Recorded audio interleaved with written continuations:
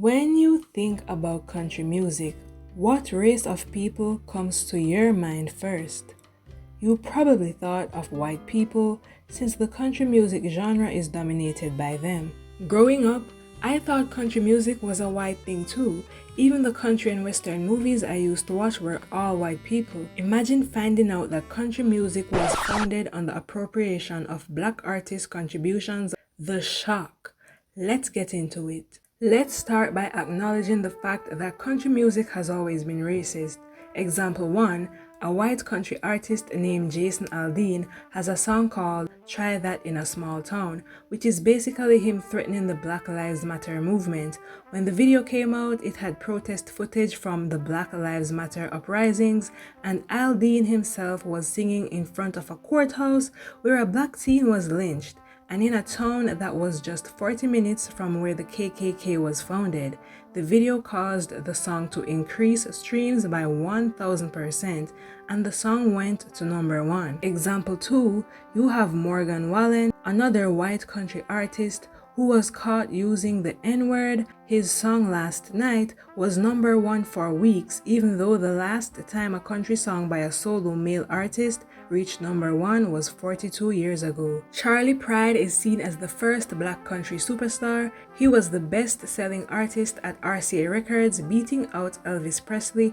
He had 29 number 1 Billboard country singles between 1969 and 1983 and scored a total of 52 top 10s, while becoming the first black act to win a Grammy in a country category. In 2000, he was the first black artist to be inducted into the Country Music Hall of Fame. He had a lot of firsts in his career. His first few singles were released to radio stations without a photo in order to guarantee him a fair shot in the genre. After his race became known, a few country radio stations refused to play his music, and some promoters were hesitant to book him.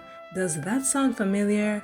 Well, since Beyoncé came out with her 2 country songs, a country station, KYKC, replied to a request of Beyoncé songs by saying, "Hi, we do not play Beyoncé on KYKC as we are a country station, thank you." But the general manager, Roger Harris, said the email was a standard response to requests to play songs by artists that don't typically make country music. He also mentioned that they loved Beyoncé and that they played her on their other stations. They eventually played her songs though. I'll give them the benefit of the doubt, but because country music's history is known to be racist, it's so easy to immediately think of race in situations like these. But this wasn't Beyoncé's first run-in. In 2016, she performed her country song Daddy Lessons from her Lemonade album at the Country Music Awards along with the Chicks. A lot of comments came up about how Beyoncé shouldn't have performed, and some comments were racist. The CMAs removed posts of Beyoncé's performance from their social media pages and claimed it wasn't due to the racial comments. That's why Beyoncé doing an entire country album now is such a good look. I love it when she defies all the odds against her and go against the grain. Another example of racism in country music is when T-Pain explained that he has written country songs for artists who would rather not have it out there that he wrote it. He said as much as he likes seeing his name in the credits, he'd rather just take the check because of all the racism he's had to face. It's a shame what black artists go through, even though there would be no country music without black people. Let's get into all that. First of all, the instrument called the banjo has its origins in Africa and made its way to the North American continent via the slave trade. Accordingly, in the 1840s, the banjo was seen as an exclusively black instrument. It was unheard of for a white person to play the banjo. In the 1850s, minstrel shows gained popularity, and these shows demeaned and dehumanized African Americans. White people would paint their faces black with shoe polish, among other things, and they'd do these exaggerated lips and pretend to be black people. They do these negative stereotypes by showing black people to be lazy, foolish, or cowardly. The banjo was one of the main props used by minstrel performers, and they unintentionally introduced the banjo to white audiences in a palatable way such that the banjo was quickly appropriated by white people. Minstrel shows laid the groundwork for the rise of hillbilly music roughly around the 1920s. In the 1920s, when talent scout and recording engineer Ralph Peer worked for what is now RCA Records, back then it was Victor Talking Machine Company.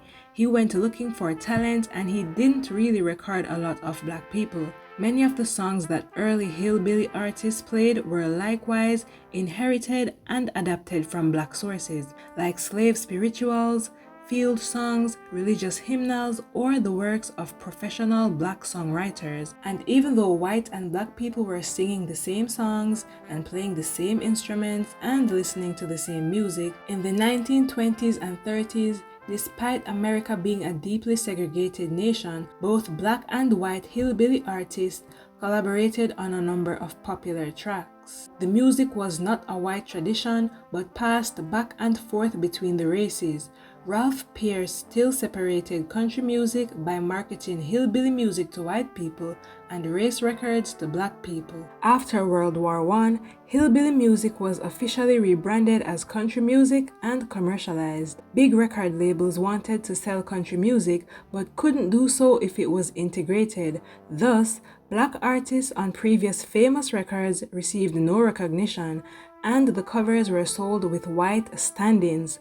Suddenly, country music became marketed as white music. White audiences then adapted country music as their own, and as they moved north, white Southerners brought country with them, further spreading the notion that country was white music.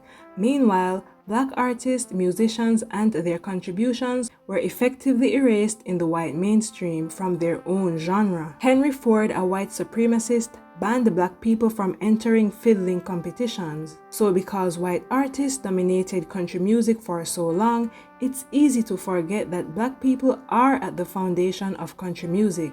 And it's easy to forget when they were banned from shows and not given the proper credit.